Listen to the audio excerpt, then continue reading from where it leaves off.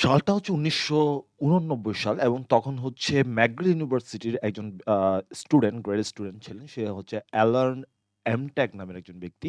তিনি হচ্ছে ১ম সার্চ ইঞ্জিন তৈরি করেন যেটার নাম হচ্ছে আর্কাইভ। আর্কাইভের ভিটা বাদ দিয়ে আরকি অনেকে উচ্চারণ করেন। সেটাই ছিল ইন্টারনেট ইতিহাসের ১ম সার্চ ইঞ্জিন। এবং এরপরে হচ্ছে অনেক সময় পার হয়ে যায় এবং অলমোস্ট হচ্ছে যায় প্রায় ৪ থেকে ৫ বছর সময় পার হয়ে যায় এবং ৪ থেকে ৫ বছর পরে হচ্ছে ডেভিড এবং জ্যারি নামে ২ জন মিলে হচ্ছে ইয়াহু তৈরি করেন এবং ইয়াহুটা ছিল তখন হচ্ছে মূলত একটা listing directories site, web directory types এর সাইট। তো ওয়েব ডিরেক্টরিটা জিনিসটা কিরকম? সেটা হচ্ছে ধরুন যে আমরা মোবাইলে যে ফোন বুক ইউজ করি না? ফোন বুকে যেমন হচ্ছে A থেকে Z পর্যন্ত হচ্ছে একটা ক্রমানুসারে সাজানো থাকে। ঠিক সেইম ভাবেই হচ্ছে ইয়াহুতে সেটা ক্রমানুসারে সাজানো ছিল। এবং ১৯৯০ সাল দিকে ৯০ সাল দিকে হচ্ছে মাঝখানে হচ্ছে আ ৯০ সাল বলছি নব আ ওই সময় হচ্ছে ইয়াহু তখন হচ্ছে পরবর্তীতে এটাকে সার্চ ইঞ্জিন হিসেবে রূপান্তরিত করে।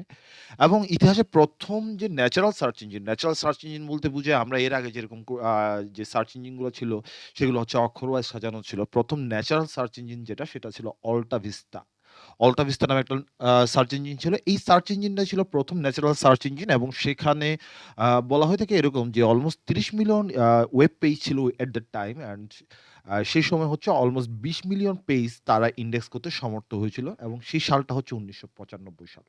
তো ১৯৯৫ সালের পরে হচ্ছে খুব দ্রুতই হচ্ছে সার্চ ইঞ্জিন জগতে পরিবর্তন আসতে থাকে।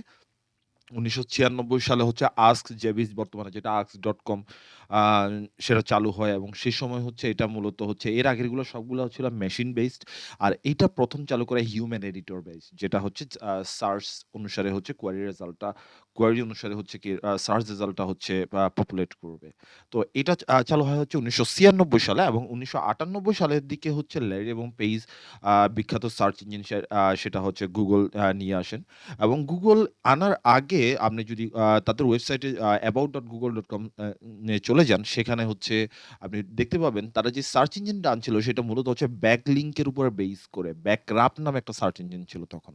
ওই ব্যাকরাপ সার্চ ইঞ্জিন থেকে হচ্ছে তারা আইডিয়া নিয়ে ১ম এ হচ্ছে Google লঞ্চ করে। পরবর্তীতে হচ্ছে সেটাকে আস্তে, আস্তে তারা ডেভেলপ করা শুরু করে এবং ২০০৯ সালের দিকে ১৯৯৮ সাল পরে আর হচ্ছে নতুন করে কোনো সার্চ ইঞ্জিন খুব বেশি জনপ্রিয়তা লাভ করেনি।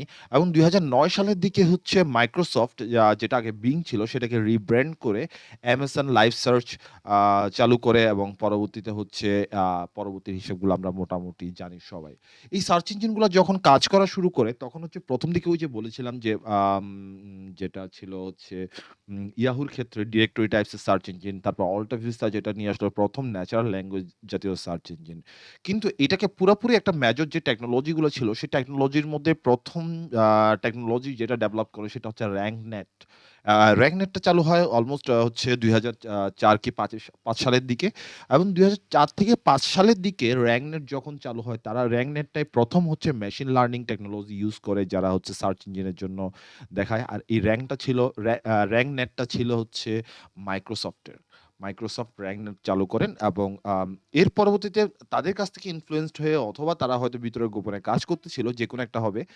সেটা করার পরে Google হচ্ছে ২০১৫ সালের দিকে চালু করে হচ্ছে র‍্যাংক ব্রেইন নামে একটা জিনিস এবং ২০০৭ সালে এর মাঝখানে ২০০৭ সালের দিকে Google হচ্ছে ইউনিভার্সাল সার্চ ইঞ্জিন এর ঘোষণা দেয়। ইউনিভার্সাল সার্চ ইঞ্জিন জিনিসটা কি? ইউনিভার্সাল সার্চ ইঞ্জিন হচ্ছে এখন যেমন Google এর মধ্যে আমরা ইমেজ দেখতে পাই, ভিডিওস দেখতে পাই, নিউজ দেখতে পাই আলাদা, আলাদাভাবে, বুক দেখতে পাই, ম্যাপ দেখতে পাই। তো এই জিনিসটা ১ম চালু করে Google এটা হচ্ছে ২০০৭ সালের দিকে। এর আগে কিন্তু এটা ইউনিভার্সাল সার্চ ইঞ্জিন ছিল না।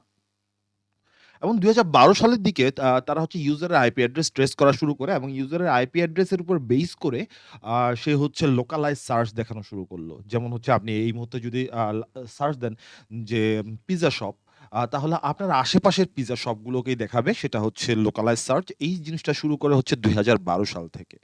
এবং এর পরবর্তীতে হচ্ছে Google বিভিন্ন ধরনের এরপরে যতগুলো আপডেট আছে সবগুলোই হচ্ছে আসলে আ Google রিলেটেডই বেশি। যেমন হচ্ছে Google Hummingbird নিয়ে আসে ২০১৩ সাল দিকে। সেখানে হচ্ছে এখানে কনটেক্সটটাকে ইম্পোর্টেন্ট গুরুত্ব দেয়। তারপর হচ্ছে ২০১০ এর দিকে হচ্ছে সে নলেজ মেটা ওয়েব এবং ফ্রিবেসটাকে অ্যাকোয়ার করে নেয় যখন, তখন হচ্ছে সে নলেজ গ্রাফটা দেখানো শুরু করে এবং নলেজ গ্রাফ নিয়ে হচ্ছে এবং ২০২০ সালের দিকে একটা মজার consequence ঘটে, সেটা হচ্ছে Google একটা জায়গায় প্রকাশ করে যে 65% সার্চের মধ্যে অনেক সময় ইউজার ক্লিকিং নলেজ গ্রাফের কারণে ইউজার ক্লিকের রেট কমে গেছে। যদিও এটা নিয়ে Google এর অনেক আর্গুমেন্ট আছে। আম এগুলাই Google করে। তো এই কথাগুলো আসলে বলার উদ্দেশ্য কি আসলে? এই বলার উদ্দেশ্য হচ্ছে আমরা যেহেতু সার্চ ইঞ্জিন নিয়ে কাজ করি, সার্চ ইঞ্জিনের ইতিহাসটা ছোটখাটোভাবে জেনে রাখলে হচ্ছে কি তাদের প্রোগ্রেসটা, তাদের ফিউচার এক্টিভিটিস গুলা ধরতে আমাদের খুব সহজেই সুবিধা হয়ে যাবে। আর যেহেতু এটা নিয়ে আসলে কেউ কথা বলে না, আর আপনিও ছোটখাটোভাবে জেনে রাখলেন আরকি। তো এই ভিডিওটা মূলত হচ্ছে আসলে সার্চ ইঞ্জিনের হিস্ট্রি নিয়ে, এবং এই ভিডিও দিয়ে শুরু করছি হচ্ছে আম আমাদের সার্চ ইঞ্জিন অপ্টিমাইজেশন কোর্সের আ সূচনা। তো সবাই ভালো থাকুন। ধন্যবাদ সবাইকে।